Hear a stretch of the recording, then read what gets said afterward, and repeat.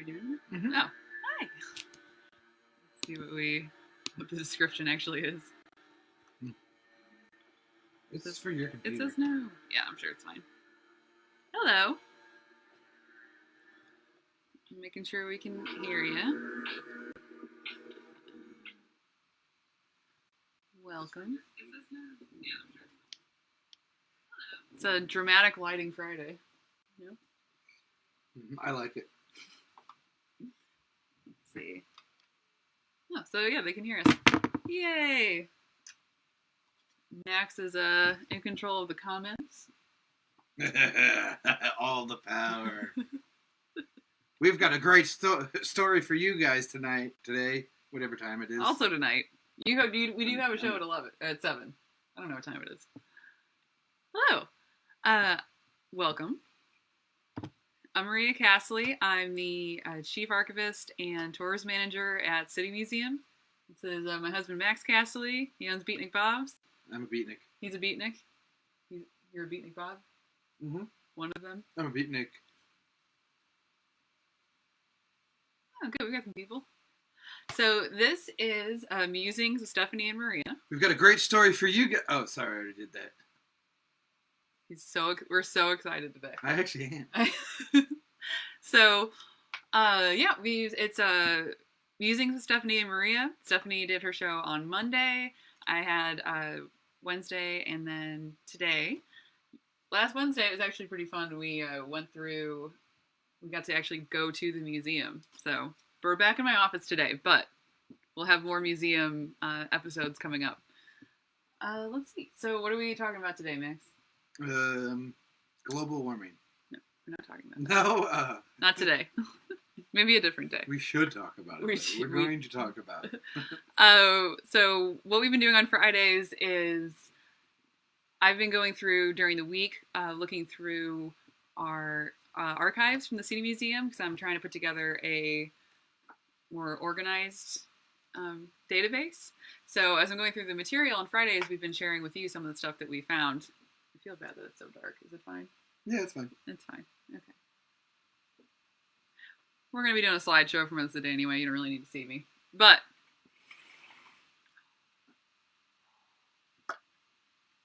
genius. What? And back into darkness. And back. So one of the things that we had brought home that I wanted to share with you guys is We're having so many comments. Are we having any? No. Oh, well, good. People are silent. Radio silence. So this is from, this usually hangs in Beatnik Bob's on the 3rd floor. This was, there we go. Everything's reversed.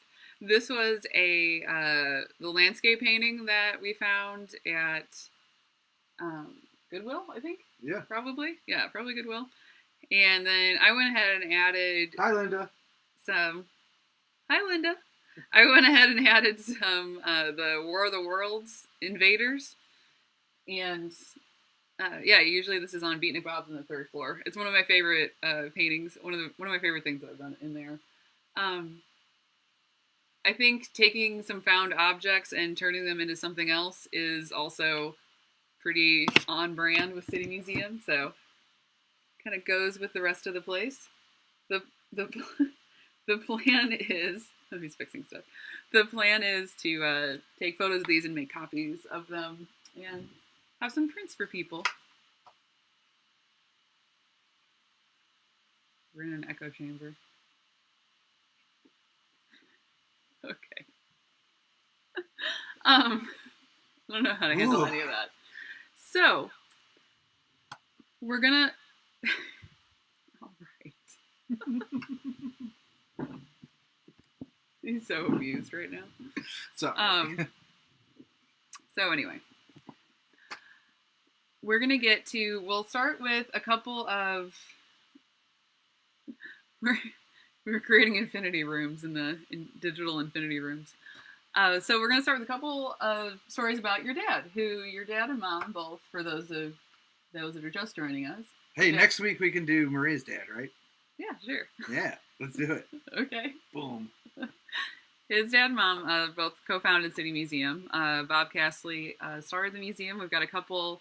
Some of the material that I've been going through this week has been about him. So that's one of the things we're going to show you. We're going to start with a couple of Bob Castley stories and get to some of his work that's in the St. Louis Zoo. So we will switch over.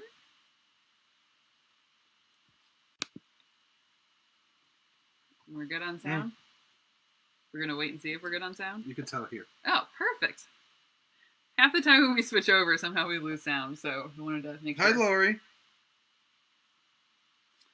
So this is, so Bob and his first wife, they went to Rome for their honeymoon, and while they were on their honeymoon in 1972, Bob, when they were at St. Peter's, yeah, they were in St. Peter's, and it was right after Mass, so that it was a really like full, the place was really full, and then they heard this big scream from over by the Pieta, which is a really famous sculpture that's there, and this guy Laszlo was hitting it with a, you said geologist hammer? Do you remember? A geologist hammer? I think that's what it said on Wikipedia, so yeah, for what that's I'm not smart. Wikipedia's smart. Do your research. So, check your sources. So, this is the guy. No, it's a tiny picture, but zoom in. It's fine. Nope. What do you mean? Oh. Apparently we can do that from a different way, which I didn't know about. It's exciting. So, that's the guy that had the hammer. And so, Bob is towards the bottom in the striped shirt. It's kind of hard to tell in this photocopy. And he and a couple other people that were there, like, jumped up and, like, grabbed him down off the sculpture before he could do more damage. And he ended up, the guy with the Laszlo ended up getting the arm ended up coming off, and then he got Mary in the head a little bit, but it could have been a lot worse if people didn't act quickly. So that was, I didn't actually know about that until the memorial service for your dad, actually, that had happened. He never really, like, publicized it or anything, but it was in the newspaper when he came back from his honeymoon. People would come tell me about it because a lot of art teachers would teach it a couple times a year, so that still happens. People in at either Webster or Fontvon or in a couple different art programs, when they talk about my dad, this story comes up sometimes more than City Museum as far as, like, actual imprint of, like, on art history. Yeah. I mean, essentially, yeah, which is crazy. I also, can you zoom in on that caption? I also really like how the caption is, it sounds skeptical. Castley expects to make his living as a sculptor. And you're like, fair. That worked out. And, yeah. The guy with his hand on the shoulder is definitely my father. That's awesome. Mm-hmm. So, we will move on to... you can hit the space bar. Next thing? Hold on. Okay. He's fixing something for me, so you get a close-up view of the news here article. We go. You can see the cursor. Oh, there you go. Yeah, so that's... We're thinking this guy. His striped shirt. Yeah. So, shaggy hair. And how old was he when this? Well, 72, so... Come on, math. Nope. Alright, how do we back out of this? You click on this. Y'all can watch me struggle. Alright. Get down. Yeah. Ding. Hit it again. It said no to me. There you go. There we go. And we're back. This was another article that we found, or that I found going through there. It's a photocopy. This was of the Vianney as a high school in St. Louis. It's just outside of the city. And Bob went to Vianney, and this was during their 35th anniversary, he sculpted a giant griffin. So, in these photos, I don't know who has the original ones. I'm assuming probably Fiani does. But this is, a photocopy of some of those. And it shows him working on it. And then this is a photo of him on top of it, which apparently, after I read the caption, the drop cloth had gotten stuck on it. So he, of course, just scaled the sculpture and got up there and got it off for them, which is very on brand for your dad, I would say. Say hi to Jack. Hi, Jack. All right. Brian. My cousin Brian Salawada, he's watching right now. Hi, he's Brian. related to my mom. Yeah. Yeah, on my mom's side. That's awesome. I said that like it was a question. I believe you. So this is we're getting into some of his some of Bob and Kathleen Castley's work in the zoo. So it wasn't just Bob; he worked with a group of sculptors, some of who still work on the crew at City Museum. Mm-hmm. So through Kathleen and Castley, they did a lot of the work around St. Louis, and this was one of their projects. This actually was a several-year project. It was between, I believe, it's like 87 and 90. So these are like from these.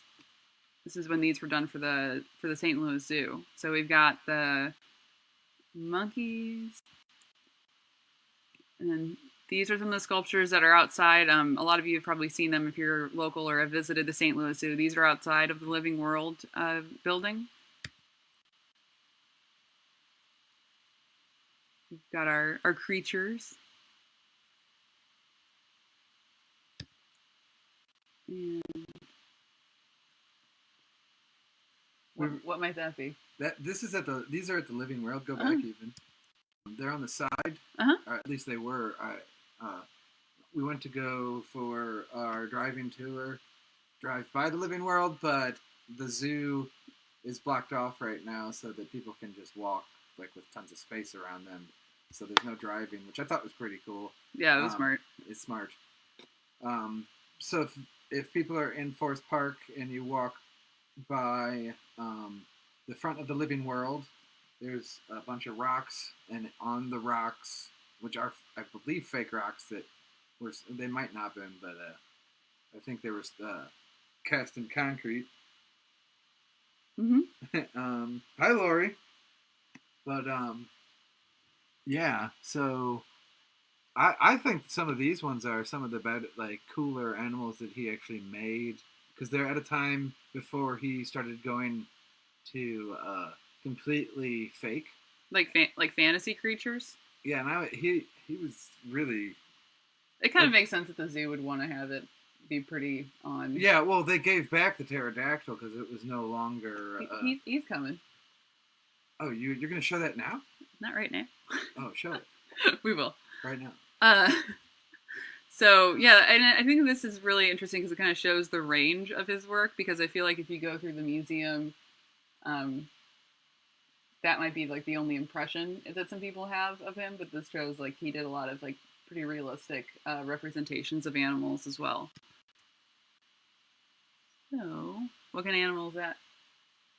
It's a beetle. Beetle? I can't remember what type. George would know. Yeah, ask George. Yeah. So this is an older photo. That's the rock I was talking about. Yeah. So this is outside of I have a feeling it's a real World. rock, but I don't know. It also doesn't break. Oh, if that's the squid. Giant squid. How long do we think that is? I don't know. I mean, it's really long. But I think it's interesting in the video we were watching the other day. He said that he built it like a surfboard, meaning that it's metal, and then wood, and then foam, so that it's really, really light. That makes sense because covered in fiberglass. Because either and then painted. Stop it! You stop it. So the either suspended from the ceiling in the Living World. So yeah, I guess weight would have been a factor. So you couldn't do because he worked a lot in concrete in the museum, but couldn't really hang that from the ceiling. I don't know that you would want to necessarily. It's really funny that people like saying hi, Jack, because I've been listening to a podcast about Jesse James. Anyway, keep going. Okay. So we're on to the giant shark. Yes? Giant shark. Giant shark. That is also was up above the hanging from the ceiling in the living world. We need to find the photo of me inside the mouth of the giant shark. I know. We have a stingray. I feel like I'm shouting. Which we've got stingrays at the aquarium now too, at the museum. Do we? Yeah. You can go visit those when I they're have open. a feeling that one's at the museum too. Might be. And then this is the pterodactyl that Max spoke of that was originally built for there. And then I guess they found out that pterodactyls didn't actually... They just changed the standard or whatever they look like. Yeah, I think that they found out later that this wasn't necessarily... This is what they thought pterodactyls looked at the time, but then they found out that it had changed a little bit, so they had them take that down, and they asked us if we wanted it. And we said, of course we do! So we put them in... So now the pterodactyl is hanging from the aquarium on the first floor for reasons. So my cousin Brian, he's related to my mom. He just said when my dad was building the squid, he brought home squids from the grocery store and grilled them for us one summer. And it was not delicious. That sounds terrifying. But to be fair, nothing my dad cooked was delicious. So no? No. No. So he did base it off of what they actually like. It's a little, that was a little artistic research for him. Well, yeah. So he would go buy that and look at that, and then he would go, steal books from the library. And then once they got mad at him, and his fines got so big, he just made them art to pay for the fines. And he was like, "Here's these sculptures. Yeah. Sorry." This is kind of an offshoot of what we were talking about, but it relates to St. Louis. So this is a sculpture that he did. There's a close-up next. Let's see.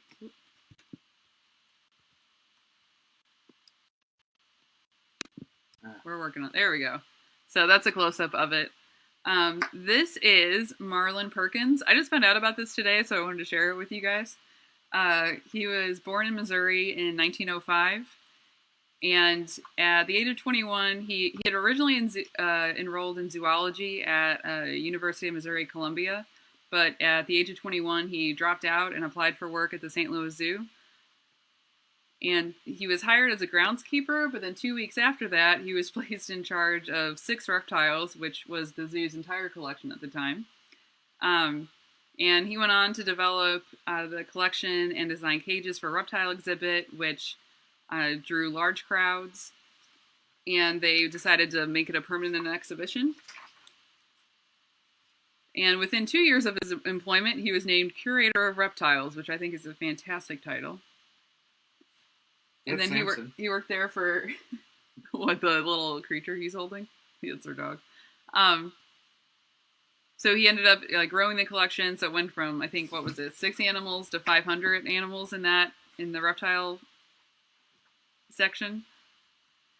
He moved to, between 1938 and 1944, he moved to the New York Zoological Gardens in Buffalo. And then in 1944, he was hired by the Lincoln Park Zoo as a director.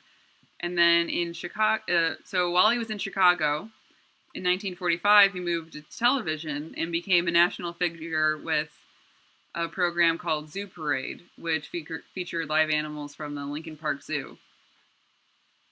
And in 1949, the program went national and was carried coast to coast until its end in 1955. In 1962, he returned to St. Louis and was the second full-time director and began working on Mutual of Omaha's Wild Kingdom, which he earned 4 Emmys. And during its run on television, the program was shown in 200 stations in North America and in more than 40 countries worldwide. He retired as director from the St. Louis Zoo in 1970. And here, we'll get some other pictures. But remained active in his community and conservation projects up until the time of his death in 1986. So these are some publicity photos that he had from his time during his television shows.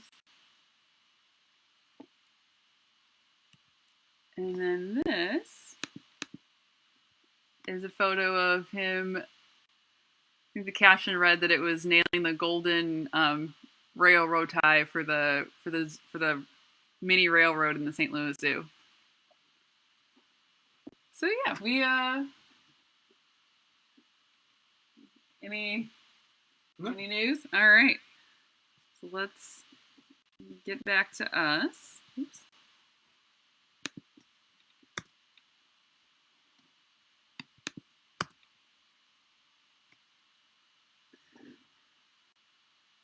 All right. Well, I think that about does it for us today. So we looked at a painting, got some Bob stories, talked about the St. Louis Zoo. It's a well-rounded Friday, probably, I would imagine. We do have another show coming up at 7. We've got a video. We're gonna, I think, try and finish maybe the video. I don't know. Did we, what I was thinking was that we had that 1988. Oh, we're on 1988 video. He gets distracted really easily. Squirrel. No. Yeah. So I made it so that it's a little bit more legible. And yeah. Yeah. Either way, we'll have some sort of vintage city museum related footage tonight at 7:00 right here on your good old fashioned Facebook. We are. I hope so. Yeah. All right. So see you guys then. Yeah. So we'll see you then. And wait, hold on. Any questions? Anybody? Thanks, Linda. Oh, thanks, Linda. Glad you enjoyed it.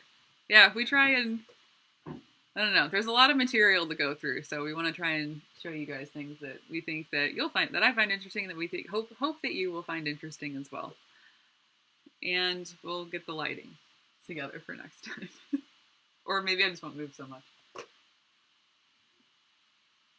You stare into the camera. Yeah. Don't blink. Oh yeah. All right. I think we're good. Yeah. Okay, well, hopefully we'll see some of you guys back at 7. If not, we've got a bunch of our programming listed on our website. And, yeah, we've got outro music. How exciting. Yeah, watch my show at 7. Let's hang out. All right. Bye, guys.